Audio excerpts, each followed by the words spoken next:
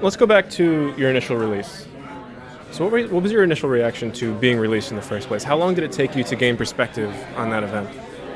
Yeah, honestly, I had mixed feelings about my release. Obviously, I was very sad and disappointed because it was my goal to be a WWE superstar my whole life. Not only as WWE superstar, WWE champion.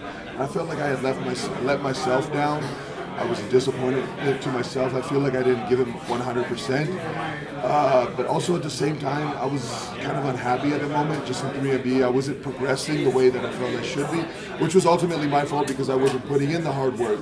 In order to succeed in WWE, you're responsible. If you put in 100%, you get back 100%. So I was very fortunate enough to be given a second chance in WWE, and I was not going to take this opportunity lightly. I was going to take advantage of the opportunity every single day, every single week. I improve, and this is just the beginning. I'm WWE champion, but I will go down in history as one of the all-time greats. Did you set goals for yourself the second you re-signed? Did you say, I'm going to be champion this amount of time, I'm going to work this hard, and it's going to happen? Or is this something that really has come together as you've gone? No, my goal was to become WWE champion, but not this soon. Actually, I tell you the truth, I kind of aimed low. I started writing down my goals as of the new year, and every day I would write down become a champion in WWE. So I was thinking maybe, I was aiming maybe IC champion or US heavyweight champion, but I should have been writing WWE champion. So now I write 10-time WWE champion. Every single day I write down 10-time WWE champion. It's very obvious how much you've worked on yourself physically to get into the shape that you are now. What are the changes that you've done that we can't see? Yeah, a lot of it is mental. Just my mental attitude has changed. I have a very positive outlook. I set goals for myself. I write down my goals.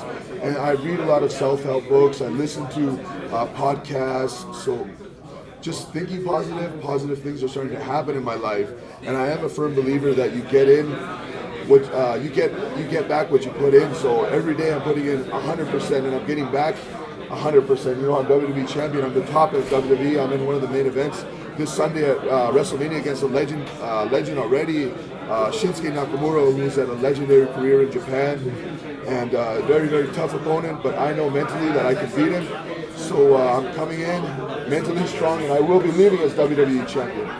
Tell me the interactions you've had with the Indian fan base, both expatriate from all around the world. Have you gotten a lot of feedback? Have people told you how much of an inspiration you've been to them? Yeah, absolutely. No, everybody is very excited. Every week I do media, India media, but also cities here in the USA, North America, Canada. I have a huge Indian population. Like last week, SmackDown Live was in Toronto.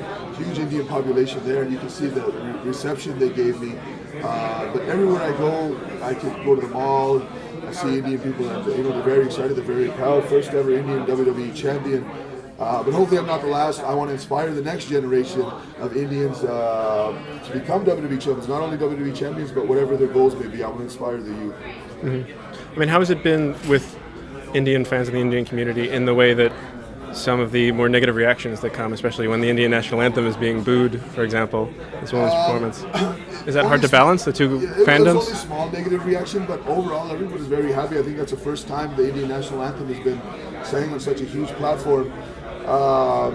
We did the Punjabi celebration before. Everyone was very proud that our culture is being shown.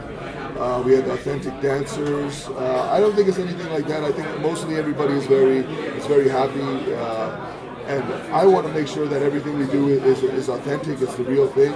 So I don't think just very few people are being offended by it. But overall, everybody's very happy.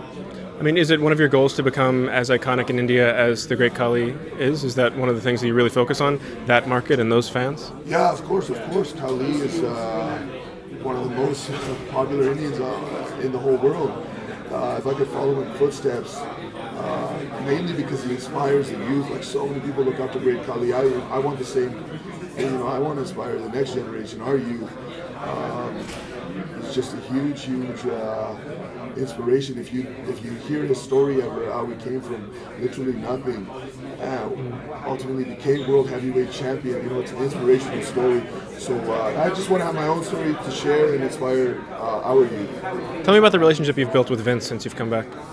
Yeah, my relationship with Vince is great. He's actually the first person that I talk to after any match or any promo. Whereas before, my relationship with Vince wasn't that great because I would just avoid him. Obviously, Vince is very intimidating, but actually, once you get to know him, he's very friendly. He's very helpful. He wants to help you. He wants to see you succeed because ultimately, when you succeed, WWE succeeds. It's a business. It's his baby. It's his brainchild, and he wishes nothing but the best for it. Where do you want to go from here as far as taking your character creatively, the sort of things you want to do, the risks you want to do, the development you want to do? How much change do you see in the future? I see a lot of change. Characters in WWE are constantly evolving. I want to add more depth, more layers to my character. Maybe show more of my real personality. I kind of am like a funny guy. I'm very fun to be around, but sometimes my character is very serious. So I think I still have that side to show. You've seen a little bit of it in 3MB, but we can kind of blend the two. There's lots of time for that. I still have a long career ahead of me. I just turned 31, so I feel like I haven't even hit my prime yet. What do you think it is about that WWE makes it so popular with the Indian community for so long, and there's such passion in that fan base? Yeah, just India has a rich tradition with wrestling, whether it's from our Balvani roots of Indian dirt wrestling to even professional wrestling. Guys like Dara Singh, who's legendary Indian superstar who had crossover appeal. He was in a lot of movies and everything. To great Khali, to now me. It's just tradition, and WWE is just so universal. You can watch WWE on mute and you can still understand what's going on. You can understand the story that's being told. So not only in India, I think it's a global phenomenon. We go to countries where I wouldn't expect anybody to be there, and we land, and at the airport it's packed full of fans. They're so excited to see us. So I just speaks volumes for WWE and the global impact it has, and I think it's just getting started. Imagine WWE 10 years from now, 20 years from now, 50 years from now. It's going to be unreal. Sure. Any message you have for the Dubai Indian expat fans? Yeah, everybody in Dubai, all my fans, thank you for supporting the modern day Maharaja. Tune into SummerSlam as I embarrass Shinsuke Nakamura, the king of strong style, because I am the modern day Maharaja. Perfect. Thank you so much.